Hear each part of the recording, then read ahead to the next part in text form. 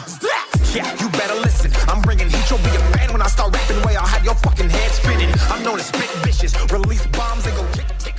Boom, you blow me that head. সকলোকে ধন্যবাদ জনাই আজি ভিডিঅ'টো আৰম্ভ কৰিছোঁ। প্ৰথম প্ৰশ্ন দিয়া আছে he loves the music and playing the guitar. সি গান গায় আৰু গিটাৰ বজাই ভাল পায়। ইয়াতে মিউজিকটো আগত ডিটো নবহে, যিহেতু সি গান আৰু গিটাৰ বজাই ভাল নাপায়, হয়তো সি বেলেগ কিবা ভাল পাব পাৰে। ডিটো লগাইলে এনেকুৱা হ'ব যে সি গান আৰু গিটাৰ বজাইহে ভাল পায়। সেইকাৰণে আমি মিউজিকৰ আগত ডি লিখি নিৰ্দিষ্ট কৰি দিবৰ কোনো প্ৰয়োজন নাই। সেইকাৰণে he loves music and playing the guitar লিখিলে বাক্যটো শুদ্ধ হ'ব। তাৰ পাছতো দিয়া আছে the opposite to increase is decrease, অৰ্থাৎ ইনক্ৰিজৰ বিপৰীত শব্দ ডিক্ৰিজ হয়। সেইকাৰণে ইনক্ৰিজৰ ইয়াৰ প্ৰিপজিশ্যন ভুল আছে, টু ঠাইত আমি অফ লিখিব লাগিব, অৰ্থাৎ the opposite of increase is decrease হ'ব। তাৰ পাছতো দিয়া আছে he think that the price for oil is bound to increase. সি ভাবিছিল যে কি তেলৰ দামটো কি হ'ব, বাঢ়িব, অৰ্থাৎ পৰিচ্ছন্ন কৰি দিব নালাগে, অৰ্থাৎ বাউণ্ড কৰি দিয়া কোনো প্ৰয়োজন নাই বাক্যটোত তেলৰ দামটো বাঢ়িব বুলি।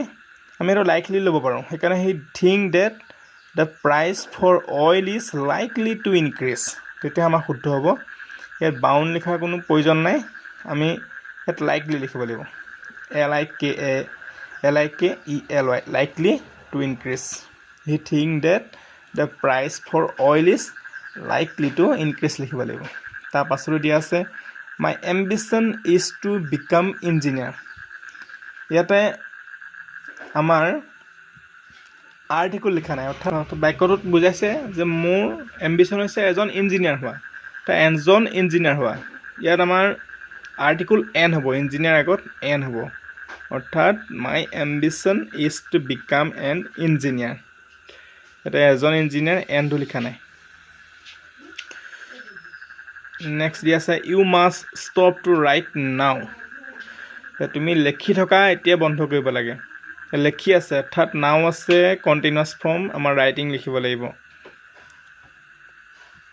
চলি আছে অৰ্থাৎ সি লিখি থকাটো চলি আছিল, সেইকাৰণে সেইটো আমি বন্ধ কৰিবলৈ হ'লে আমি ইয়াতে ৰাইটিং লিখিব লাগিব, লিখি থকাটো কণ্টিনিউৱাছ ফৰ্ম। নেক্সট দিয়া আছে it is you who has done ৰং।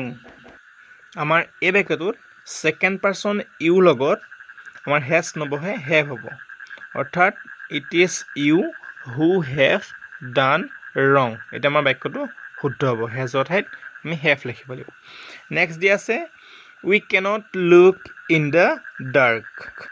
এই বাক্যটোত আমাৰ শব্দ ব্যৱহাৰ ভুল আছে, আমি ইয়াত লুক ব্যৱহাৰ নকৰোঁ, চি ব্যৱহাৰ কৰিম। যিহেতু আমি নিজে দেখা পোৱাৰ কথা বুজাইছে এইটো, যে আমি অন্ধকাৰত দেখা নাপাওঁ, সেইকাৰণে we cannot see in the dark হ'ব। যেতিয়া আনে আমাক কিবা চাবলৈ কয় তেতিয়াহ'লে আমি তাত লুক ব্যৱহাৰ কৰোঁ, নিজে দেখাৰ ক্ষেত্ৰত চি। নেক্সট দিয়া আছে হি প্ৰিফাৰ্ছ কফি দেন টি। এই বাক্যটোত আমাৰ প্ৰিপজিশ্যন ভুল আছে, এতিয়া চাহতকৈ কফি সি ভাল পায়, সেইকাৰণে আমি দেনৰ ঠাইত টু ব্যৱহাৰ কৰিব লাগিব। He prefers coffee to tea. Next দিয়া আছে he learn the poem by his heart, অৰ্থাৎ সি কবিতা হৃদয়ৰ পৰা শিকিছে, অৰ্থাৎ এই বাক্যটোত আমাৰ বাই হিজ হাৰ্ট আকৌ তেওঁ হৃদয়ৰ পৰা শিকিছে বুলি লিখাৰ কোনো প্ৰয়োজন নাই। সেইকাৰণে he learn the poem by heart লিখিলে হ'ব। হিজটো আমাৰ ইয়াত লিখা ভুল হৈ আছে, সেইকাৰণে he learn the poem by heart. Next দিয়া আছে I do exercise in the morning, যে ৰাতিপুৱা মই শৰীৰ চৰ্চা কৰোঁ। ইয়াতে আমাৰ ডু লিখাৰ কোনো প্ৰয়োজন নাই, আই এক্সাৰচাইজ ইন দ্য মৰ্ণিং লিখিলেই হ'ব, তেতিয়া শুদ্ধ হ'ব। ডুটো লিখাৰ কোনো প্ৰয়োজন নাই।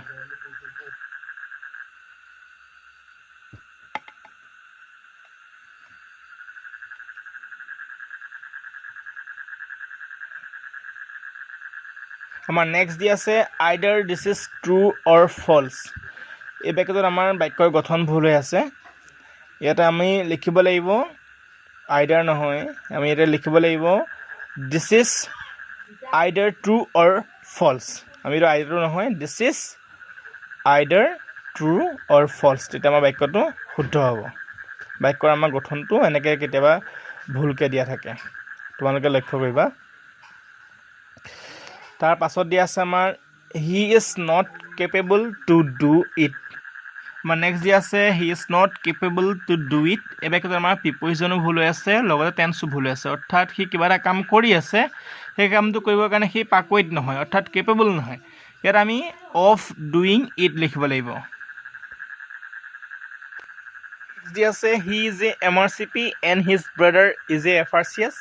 আমাৰ এই বাক্যটোত ডিটাৰমিনাৰ আৰ্টিকল লিখা ভুল হৈ আছে। আমাৰ ইয়াত MRCP আগত এন লিখিব লাগিব আৰু FRCS আগত এন লিখিব লাগিব। যিহেতু MRCP আৰু FRCS আগত আমি স্পেলিং কৰোঁতে ভাৱেলৰ উচ্চাৰণ হয়, সেইকাৰণে আমি MRCP FRCS আগত এন লিখিব লাগিব।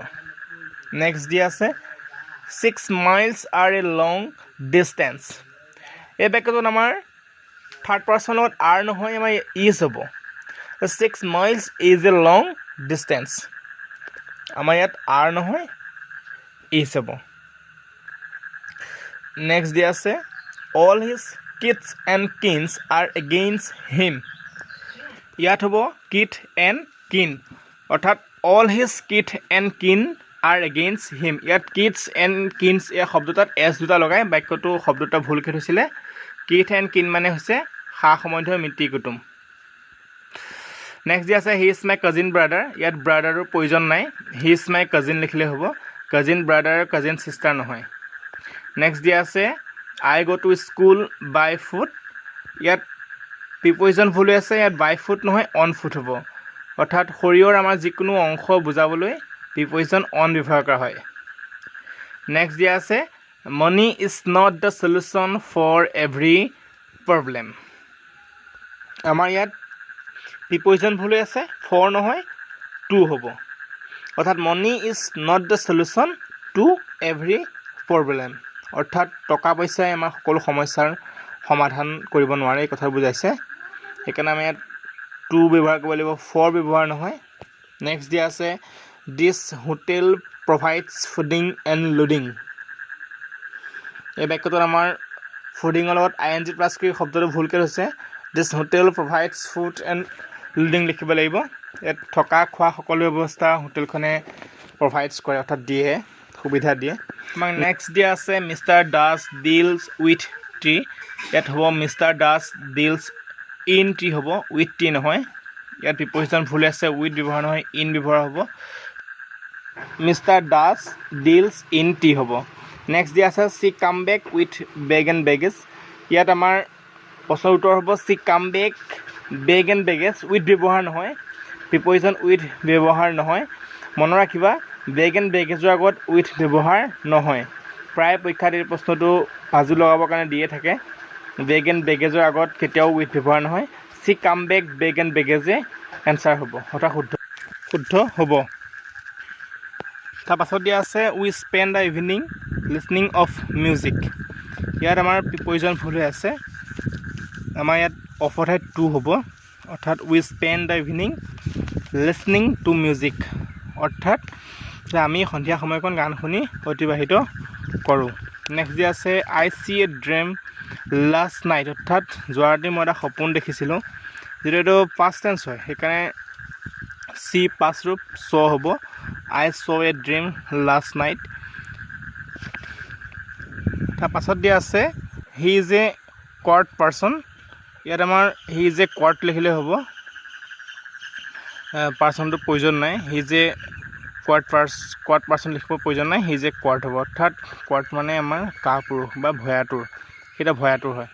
নেক্সট দিয়া আছে his uncle sells second hand furnitures. ইয়াত কি ভুল আছে তোমালোকে ক'ব পাৰিবানে? বাক্য দেখাত গোটেইখন শুদ্ধই আছে, কিন্তু বাক্যটোত আমাৰ শব্দ এটা ভুল আছে, সেইটো হৈছে ফাৰ্নিচাৰ্ছ। ইয়াত এছটো প্ৰয়োজন নাই। ইয়াত আমি অকল his uncle sells second hand furniture লিখিলে হ'ব, ফাৰ্নিচাৰ্ছ নহয়, এছটো আমাৰ ইয়াত প্ৰয়োজন নাই। নেক্সট দিয়া আছে the sceneries of Arunachal Pradesh in charming. ইয়াত আমাৰ চিনেৰী স্পেলিংটো ভুল আছিল। ইয়াত IES লিখাৰ কোনো প্ৰয়োজন নাই, চিনেৰী অৰ্থাৎ ৱাই লিখিলে হ'ব, SCENERY। The scenery of Arunachal Pradesh in charming লিখিলে শুদ্ধ হ'ব। নেক্সট দিয়া আছে she narrated the story shortly. এই প্ৰশ্নটো প্ৰায় পৰীক্ষাত আহি থাকে, অৰ্থাৎ she narrated the story shortly.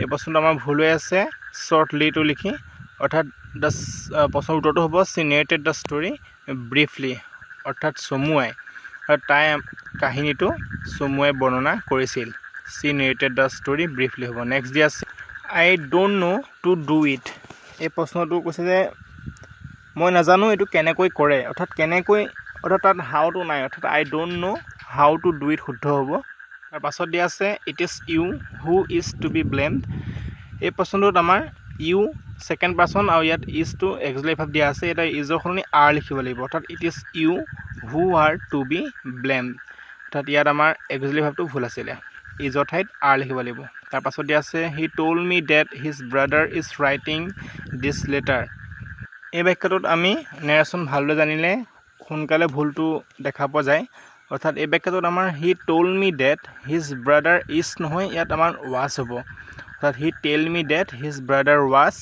writing thisৰ ঠাইত that হ'ব অৰ্থাৎ আমাৰ ডাইৰেক্টৰ বাই যে আমি ইনডাইৰেক্টলৈ নেৰেশ্যন সলনি কৰোঁ তেতিয়া আমি thisৰ সলনি that লিখা যায় আৰু নেক্সট এইটো আমাৰ brother is writing দিয়া আছিলে ইয়াত টেন্সৰ ভুল আছিল অৰ্থাৎ was বহিব আমাৰ নেৰেশ্যন চেপ্টাৰ ভালকৈ পঢ়িলে wasটো কিয় হ'ল ভালকৈ বুজি পোৱা যায় নেক্সট দিয়া আছে he asked me where do I live এই বাক্যটোত একেই অৰ্থাৎ এই বাক্যটো আমাৰ উত্তৰটো হ'ব he asked me where lived only where lived লিখিলে হ'ব ইয়াত do I live নহয় where lived হ'ব lived হ'ব he asked me where lived next দিয়া আছে he go to school every day এই বাক্যটো সম্পূৰ্ণ ভুলটো ওলাই আছে অৰ্থাৎ he goes হ'ব থাৰ্ড পাৰ্চন সিঙ্গুলাৰ নাম্বাৰ লগত s বা es যোগ হয় প্ৰেজেন্ট সিম্পল টেন্সত এই উত্তৰটো হ'ব he goes to school every day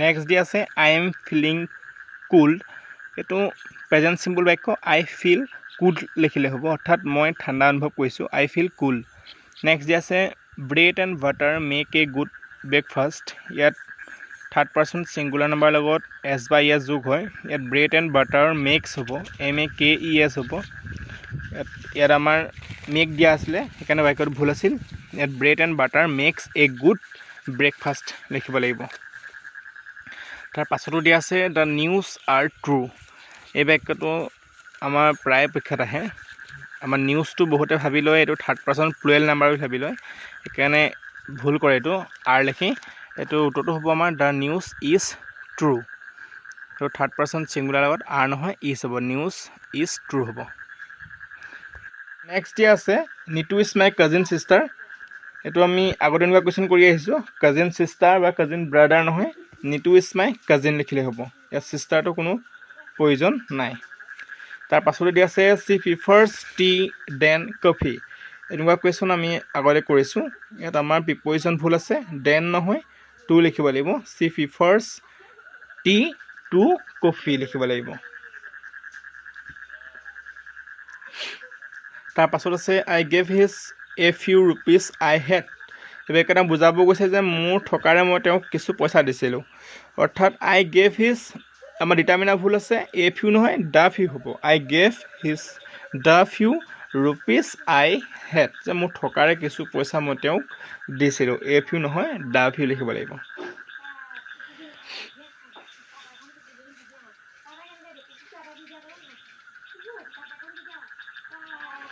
তাৰ পাছত আছে আমাৰ he is working hardly এটোত আমাৰ he is working hard লিখলে হ'ব he is working hard এটো hardly নহয় তো আমাৰ hardly লিখি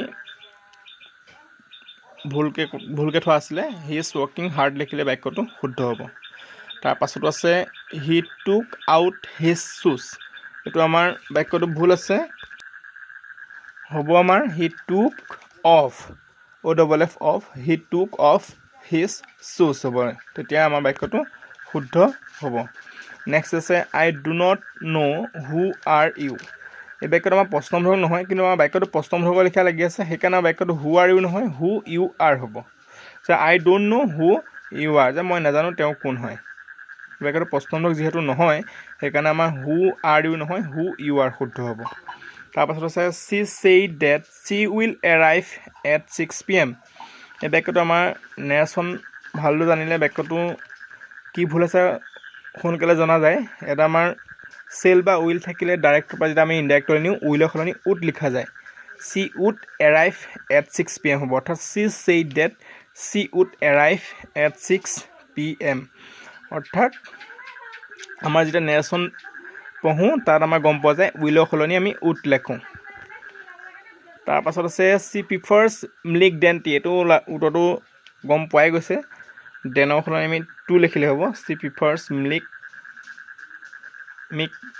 to tea হ'ব তাৰপাছত দি আছে আমাৰ it can rain tonight এই বাক্যটোত আমাৰ মে লিখিব লাগিব it may rain tonight তো ৰাতিলৈ আমাৰ বৰষুণ হ'বও পাৰে সেইকাৰণে আমাৰ মে হ'ব নেক্সট দি আছে the kettles were grazing in the field এই বাক্যত আমাৰ kettles এছ লিখিব কোনো প্ৰয়োজন নাই kettle লিখিলে হ'ব the kettle were grazing in the field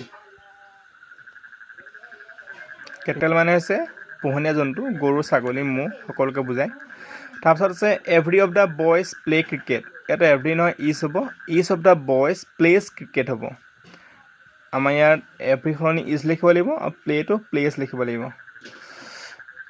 every of the boys play cricket অৰ্থাৎ each of the boys plays cricket লিখিলে বাক্যটো শুদ্ধ হ'ব অৰ্থাৎ সকলো ল'ৰাই ক্ৰিকেট খেলি আছে every সলনি আমি is লিখিব লাগিব each of the boys plays cricket অৰ্থাৎ সকলো ল'ৰাই ক্ৰিকেট খেলি আছে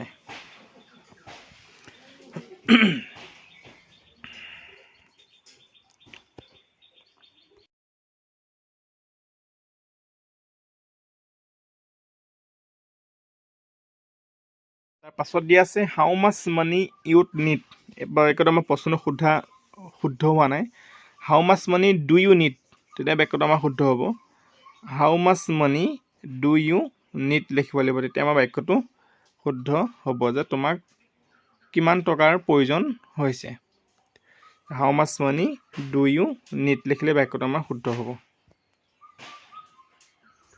do কিয় হ'ব অৰ্থাৎ you need টো যদি আমি প্ৰশ্নবোধক কৰোঁ do you need লিখিব লাগিব তেতিয়া আমাৰ প্ৰশ্নবোধক হ'ব যেহেতু you need ইয়াৰ কোনো অক্সিলাৰী ভাৰ্ব নাই সেইকাৰণে আমি প্ৰশ্নবোধক কৰিলে you need টো বাক্যটো প্ৰশ্নবোধক কৰিলে আমি do you need লিখিব লাগিব অৰ্থাৎ কিমান টকা how much money do you need যে তোমাক কিমান টকা প্ৰয়োজন হৈছে সেইকাৰণে আমাৰ do টো আহিলে নেক্সট দি আছে when you do your homework এই বাক্যটো একে আমাৰ ইয়াত when do you do your homework তেতিয়া আমাৰ বাক্যটো শুদ্ধ হ'ব এই বাক্যটো একে when do you do your homework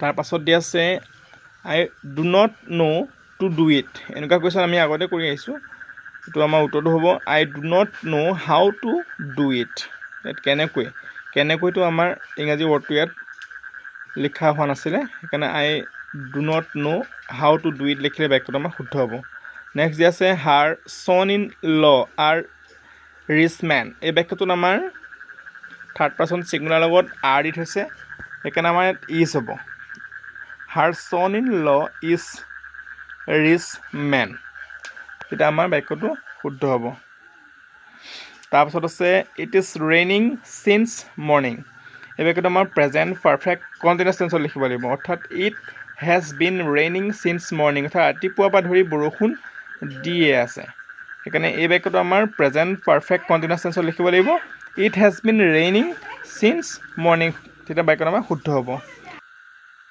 next দি আছে how you know him এইটো একেই বাক্যটো আমাৰ আগতে এনেকুৱা ধৰণৰ প্ৰশ্ন কৰি আহিছোঁ এইটো how do you know him লিখিব লাগিব তেতিয়া আমাৰ বাক্যটো শুদ্ধ হ'ব নেক্সট দি আছে I and he are brothers ইয়াত আমাৰ he and I হ'ব তেতিয়া বাক্যটো শুদ্ধ হ'ব I and he নহয় he and I হয় এইটো মনত ৰাখিব সকলোৱে এনেকুৱা কুৱেশ্যন আহে পৰীক্ষাত তাৰপিছত আছে he is senior than me in age এই বাক্যটোত আমাৰ ভুল আছে এনেকুৱা কুৱেশ্যন প্ৰায় আহি থাকে দেনৰ সলনি আমি টু লিখিবলগীয়া হয় he is senior to me in age অৰ্থাৎ he is senior to me in age বয়সত সি মোতকৈ চিনিয়ৰ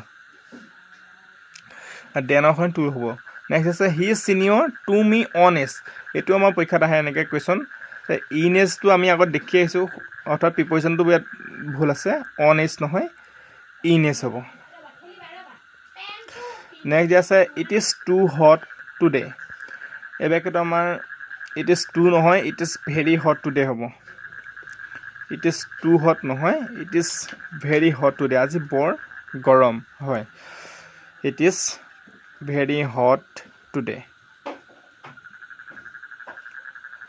তাৰপাছত আছে the birds are sitting on the tree ইয়াত আমাৰ প্ৰিপজিশ্যন ভুল আছে অন নহয় আমি তাত ইন লিখিব লাগিব the birds are cheating in the tree গছজোপাৰ ওপৰত বুলি বুজালোঁ কিন্তু চৰাইটো গছজোপাৰ ওপৰত নাথাকে গছজোপাৰ মাজত থাকে চৰাইটো বহি সেইকাৰণে আমাৰ ইন দ্য ট্ৰীয়ে হয় সদ্যহতে আমি গছৰ মাজতে চৰাই পৰি থকা দেখোঁ the birds are cheating in the tree হ'ব নেক্সট আছে হি উইল ৱৰ্ক চিন্স টুমৰো আমি এই বাক্যটো ফিউচাৰ কণ্টিনিউৱাছ টেন্সত লিখিব লাগিব he will be working signs টুমৰো অৰ্থাৎ সি ৰাতিপুৱাৰ পৰা কাইলৈ ৰাতিপুৱাৰ পৰা কাম কৰি থাকিব he will be working signs টুমৰো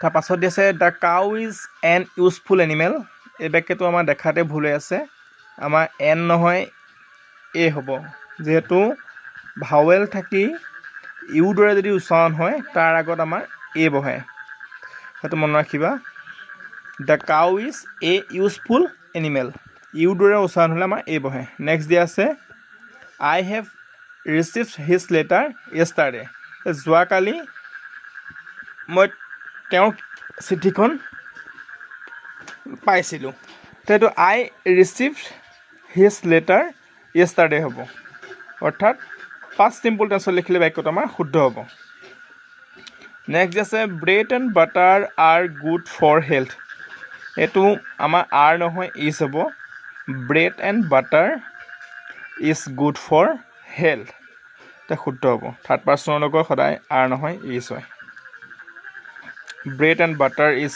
good for health তাৰপাছত আছে আই ন' টু ছুইম এই বাক্যটোত মই সাঁতুৰিব জানো বুজাইছে তো আই ন' হাউ টু ছুইম মই কিদৰে সাঁতুৰিব লাগে জানো আই ন' হাউ টু ছুইম তেতিয়া বাক্যটো আমাৰ শুদ্ধ হ'ব নেক্সট দি আছে we shall go' to play if it will not rain এই বাক্যটো আমাৰ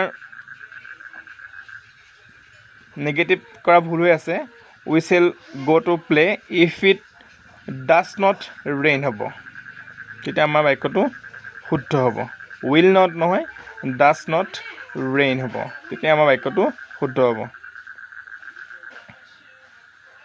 নেক্সট দিয়া আছে children has a quick growth তো চিলড্ৰেনটো আমাৰ প্লুৰেল ফৰ্ম হয় সেইকাৰণে হেজ নহয় হেভ হ'ব children have a quick growth তেতিয়া আমাৰ বাক্যটো শুদ্ধ হ'ব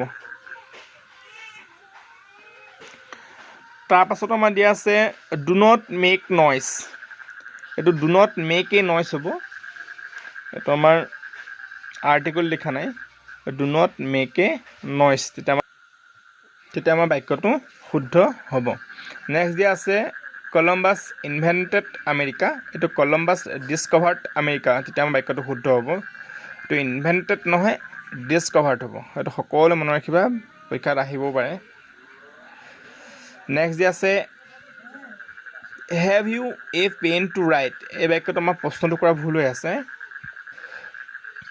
অৰ্থাৎ প্ৰশ্ন number do you have a pen to write সেইটো তোমাৰ পেন আছেনে লিখিবৰ বাবে তেতিয়া আমাৰ বাক্যটো প্ৰশ্নটো কৰা শুদ্ধ হ'ব do you have a pen to write next আছে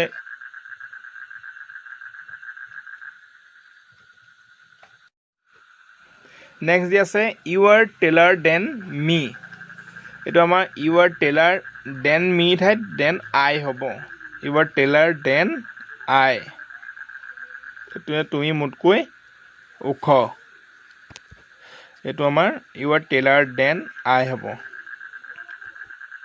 নেক্সট আছে he is senior than me এইটো দেনৰ ঠাইত টু হ'ব he is senior to me than নহয় টু হ'ব নেক্সট আছে you ought of obey your parents এইটো আমাৰ প্ৰিপজিশ্যন ভুল আছে অফৰ সলনি আমি টু লিখিব লাগিব you ought to obey your parents তেতিয়া আমাৰ বাক্যটো শুদ্ধ হ'ব সকলোকে ধন্যবাদ জনাই আজিলৈ আমি কেৰেক্টাৰ ইৰৰ্ছৰ পাৰ্ট 2 ইমানতে সামৰণি মাৰিছোঁ ভিডিঅ'টো চাই কেনেকুৱা পালে জনাব লাইক শ্বেয়াৰ আৰু ছাবস্ক্ৰাইব কৰিবলৈ নাপাহৰিব ধন্যবাদ